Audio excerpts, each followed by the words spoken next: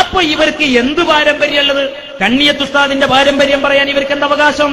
Shamsul EK ഉസ്താദിന്റെ പാരമ്പര്യം പറയാൻ എന്താ അവകാശം?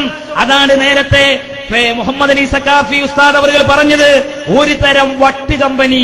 നിങ്ങൾക്കറിയുമോ, ഈ വിദ്യാഭ്യാസ സ്ഥാപനം മുടക്കാൻ ആയിരക്കണക്കിന് പണ്ഡിതന്മാരെ വാർത്തെടുക്കുന്ന പാവപ്പെട്ട ഒരുപാട് വിദ്യാർത്ഥികൾക്ക് ഉപരിപഠനത്തിന് അവസരം നൽകുന്ന ഇതിന്റെ വെളിപ്പാടകലെയുള്ള ഈ നോളേജ് സിറ്റിയുടെ നിർമ്മാണ പ്രവർത്തനങ്ങൾ നിർത്തൽ ചെയ്യുവാൻ സ്റ്റേക്ക് വേണ്ടിയിട്ട് സമസ്തയിൽ നിന്ന് വലിച്ച 25 ലക്ഷത്തിന് ആര് മറുപടി പറയും?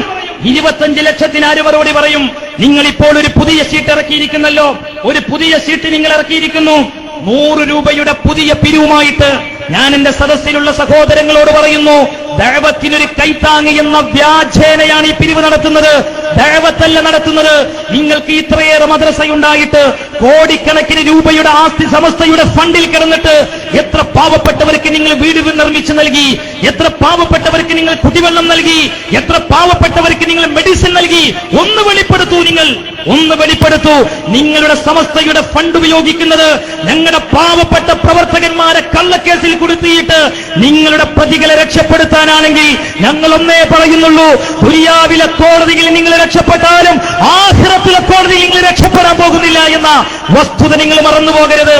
എന്റെ പ്രിയപ്പെട്ടവരെ, ഒരു നയാകാശ് അവരുടെ മദ്രസയിലാണ് നമ്മുടെ കുട്ടികൾ പഠിക്കുന്നതെങ്കിലും ഒരു നയാകാശ് പള്ളി പൊടിക്കാൻ കൊടുക്കരുത്. അതുപോലെ തന്നെ പാവങ്ങളെ കൊല്ലാൻ കൊടുക്കരുത്. അവരുടെ പ്രവർത്തനങ്ങൾ എന്ത് ദഅവത്താണ്? ബഹുമാനപ്പെട്ട സയ്യിദ് ഹൈദർ അലി ശിഹാബ് തങ്ങളാണ് ഇതിന്റെ ചെയർമാനായിട്ട് കാണുന്നത്. ബഹുമാനപ്പെട്ട ഹൈദർ അലി തങ്ങൾക്ക് നൽകുന്ന സകലാദരവുകൾ വെച്ചുകൊണ്ട് ബഹുമാനപ്പെട്ട തങ്ങൾ ഇതിന് നേതൃത്വം കൊടുക്കരുതായിരുന്നു എന്ന് ഞങ്ങൾ വേദനയോടെ ഓർക്കുകയാണ്. മഹാനായ പാണക്കാട് സയ്യിദ് മുഹമ്മദ് അലി ശിഹാബ് തങ്ങൾ ഇന്ന് ജീവിച്ചിരിപ്പുണ്ടായിരുന്നെങ്കിൽ അദ്ദേഹം ഇതിന്റെ ചെയർമാനാകില്ലായിരുന്നു എന്ന് ഞങ്ങൾക്കറിയാം. അദ്ദേഹത്തിന്റെ മാതൃകാ കുടുംബം ഇനിയും പുലർത്തും തന്നെ ചെയ്യുമെന്ന് ഞാൻ പ്രത്യാശിക്കുക കൂടെയാണ്. എന്റെ പ്രിയപ്പെട്ടവരെ, വഞ്ചിതരാകരുത്. ഇവർക്ക് ഇപ്പോഴത് സമസ്തയല്ല, ഇങ്ങനെയുള്ള ദഅവത്തുമല്ല. ഇവര് എന്താണോ AP ഉസ്താദ് ചെയ്യുന്ന കാര്യങ്ങൾ എന്ത്, അതിനെങ്ങനെ മുടക്കുണ്ടാക്കാൻ പറ്റും? അതാണ് ഇവരുടെ എല്ലാ സമയത്തുള്ള പണി. എന്നിട്ടിപ്പോ സുബ്ഹാനല്ലാഹ്, ഇടക്കിടക്ക് സമസ്ത കേരള ജമിയത്തുൽ ഉലമ എന്നല്ല നിങ്ങൾ പറയേണ്ടത്. നിങ്ങൾ പറയേണ്ടത് സമസ്ത കേരള താക്കീദുൽ ഉലമ എന്ന് പറഞ്ഞു. അനങ്ങിയ താക്കീത. ഞാൻ വിചാരിച്ചു റബ്ബേ ഈ പരിപാടി നടക്കാൻ സാധ്യത ഉണ്ടാവില്ല. ഇന്ത്യ കാരണം 30-ാം തീയതിക്ക് ശേഷമല്ലേ ഈ പരിപാടി. 30-ാം തീയതി വൻ അട്ടിമറിയാണ്. ചെക്കന്മാരൊക്കെ ബൈക്കിലൊക്കെ എണ്ണടിച്ചു വെച്ചു. ഞാൻ ചോദിച്ചു, എന്താപ്പത് ഇങ്ങനെ ഒന്നായിട്ട് എണ്ണടിച്ചു വെക്കണല്ല, 30-ാം തീയതിക്ക് ശേഷം വൻ അട്ടിമറിയ. ഞാൻ വിചാരിച്ചു മുഖ്യമന്ത്രി രാജിവെച്ചു പോകേണ്ടി വരുമെന്ന്. ഒരു മുസ്ലിയാർ, ഒരു സമസ്തയുടെ നേതാവ് മാധ്യമങ്ങളെ വിളിച്ചുകൂട്ടിയിട്ട് പറയുന്ന സംസ്കാരം കണ്ടോ നിങ്ങൾ?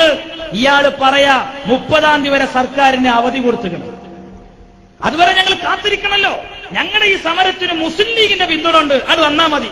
നിങ്ങൾ വിചാരിച്ചത് നിങ്ങളെ തമ്മാഴിത്തത്തിനൊക്കെ മുസ്ലിം ലീഗ് പിന്തുണക്കുന്നോ? അതുകൊണ്ടാണ് ഞങ്ങളുടെ മുത്തുമഹാനായ കാന്തപുരം ഉസ്താദ് അവர்கள் വളരെ കൃത്യമായിട്ട് പറഞ്ഞു. ഞാൻ ഇൻഷാ അല്ലാഹ് ഇവിടെ കേൾപ്പിക്കും.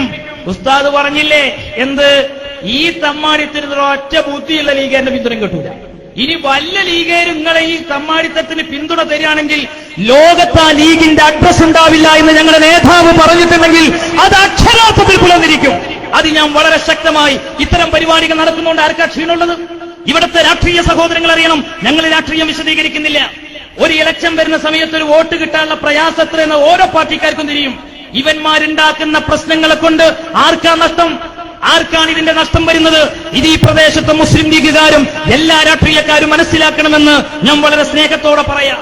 കോട്ടുമല ബാപ്പൂലേര് പത്രമാധ്യമങ്ങളെ വിളിച്ചിട്ട് പറയാ, മീഡിയക്കാരെ വിളിച്ചിട്ട് പറയാ, 30-ാം തീയതി അങ്ങോട്ട് കഴിഞ്ഞിട്ടുണ്ടെങ്കിൽ ഞങ്ങളെ പ്രവർത്തകർക്ക് ഞങ്ങൾ ആഹ്വാനമൊന്നും ചെയ്യണ്ട, ഞങ്ങൾ ഒരു ചെറിയ സമ്മതം കൊടുത്താൽ അവർ പ്രക്ഷോഭത്തിന്. അപ്പൊ നിങ്ങളെ ഈ അണികളെന്താ കലാപകാരികളോ? നിങ്ങളുടെ അണികളെന്താ ഈ കലാപകാരികളോ? ഇതൊക്കെ ഇവിടുത്തെ നിഷ്പക്ഷമായിട്ട് ഞാൻ വികാരപരമായിട്ട് പറയുന്നു, നിങ്ങൾ വിചാരിക്കരുത്. ഇതിന്റെ പിന്നെ വിഡ്ഢിത്തരങ്ങൾ ആലോചിച്ചു നോക്കണം. എവിടേക്കാണ് ഈ സമസ്ത ഈ സമൂഹത്തെ സമുദായത്തെ നയിക്കുന്നത്? നിങ്ങൾ ദയവ് ചെയ്ത് വരക്കൽ മുല്ലക്കോയ തങ്ങളെ സമസ്തയാണെന്ന് പറയരുത്. പാനായി കുലത്ര മുസ്ലിയാരെ പാരമ്പര്യമുണ്ടെന്ന് പറയരുത്. കണ്ണിയത്ത് ഉസ്താദ് നിങ്ങളുടെ മുൻഗാമിയാണെന്ന് പറയരുത്. നിങ്ങൾ ആ മാതൃകയിൽ നിന്ന്, ആ മാതൃകയിൽ നിന്ന്, ആ പാരമ്പര്യത്തിൽ നിന്ന് നിങ്ങൾ വഴി ദൂരം അകന്ന് സഞ്ചരിച്ചു കഴിഞ്ഞിട്ടുണ്ട്. കോട്ടുമല ബാപ്പു മുസ്ലിയാരെ വെളിപ്പെടുത്തൽ നിങ്ങളൊന്ന് കേട്ടു.